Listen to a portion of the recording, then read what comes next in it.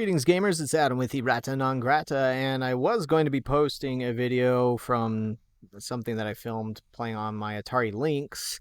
Been meaning to give the Lynx some love lately, but there's been some Atari news that kind of missed yesterday, but also something that just posted to YouTube an hour ago, and so as you probably saw from the headline. But first we'll talk about the one that I'm sure most people into Atari and classic gaming are into, and that is the announcement of Berzerk Recharged. Now, if you're here, you probably already heard the news that Atari obtained all of the IP from Stern Electronics, and that included Berzerk and Frenzy. And so everybody's been kind of curious what they were going to do with that. And, well, here we go. This is the return of Berzerk after many, many years off of the market. And it adds power-ups.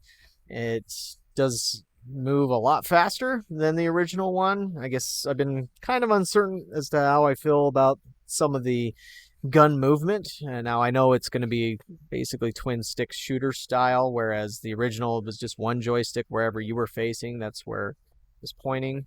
Here's the new Evil Auto, which has a little bit more emotion. Still smiling as he kills you dead. Not crazy about the effects of like what it looks like when you die. I guess I appreciate the original as far as that really zapping sort of thing. Now maybe they'll change it. Maybe they've tried different ones, but maybe I missed it. I didn't notice you touching the wall as killing you. Maybe it's just those ones with the sparks on them. Graphically, no, this does not stand out. It kind of looks like an old Adobe Flash game. But maybe this, where this is not the final, perhaps that will change. I mean, some of the animations are nice.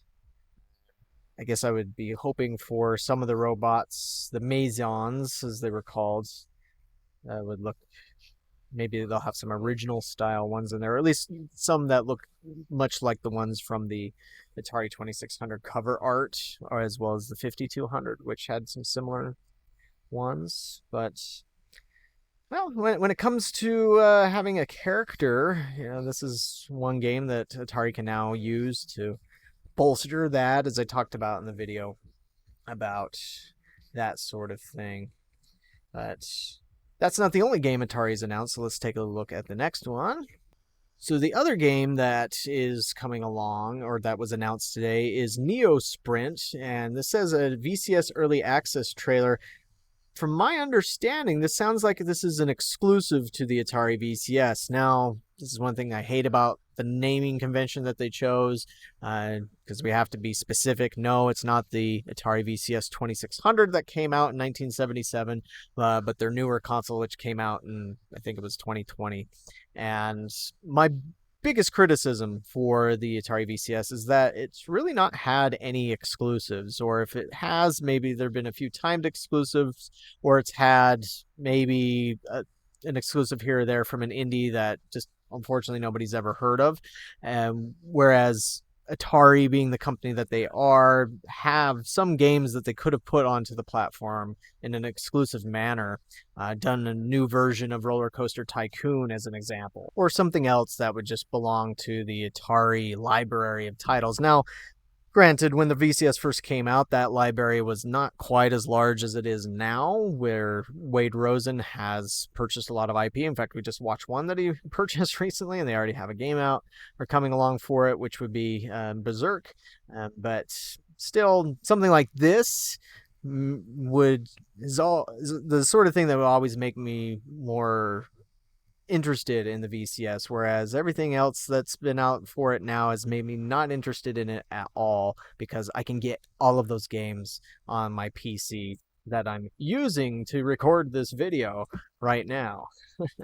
But Sprint, of course, is one of Atari's classic 1970s era racers, and it was primarily from arcades that existed. They had Indy 500 on the Atari 2600, I'll call it. But that wasn't Sprint, but it was a lot like Sprint. It's kind of weird like that, but from this trailer, this is an interesting way for it to come back. I guess the thing that I like about it most is that one there in the middle or so where it shows that you can build your own courses, and so kind of like Excite Bike in that regard. And it's almost like, that's something that should have been available. Maybe this game should have existed on the Jaguar back in the day, and that would have been cool to be able to build your own courses and such. Now, I do have to admit, Sprint's not always been my favorite game. Just the way that it controls so often is very sensitive, and so oftentimes when you think you're supposed to be turning the corner, the corners are so tight in the way that the turning works with your controller. Even in the arcade version, sometimes it's just too sensitive, and so that's not always fun when you're fighting the controls and thinking you're turning right, but you're really turning too much, and so you're going in reverse or whatever. I kind of have that problem with the version of Sprint that's on the Atari 50th anniversary collection. But if I had a VCS, this is the kind of game that I would definitely grab for it. And so who knows, if they brought more exclusive stuff to it, then I would probably be more interested in grabbing a VCS. Of course, I guess now they are cheaper than they had been when they first came out, so there's that at least. But yeah, again, this is the sort of thing that the VCS is needed from the get-go to make Atarians like myself more interested in the platform, as opposed to just a low-powered PC inside of a shell that has an Atari logo on it. But what do you think of these two games, the Berzerk Recharged and NeoSprint? Is this the sort of thing that gets you excited for Atari, or just a yawn, or feel like I do as to certain things? Just let me know in the comments below, and we'll catch you on the next video.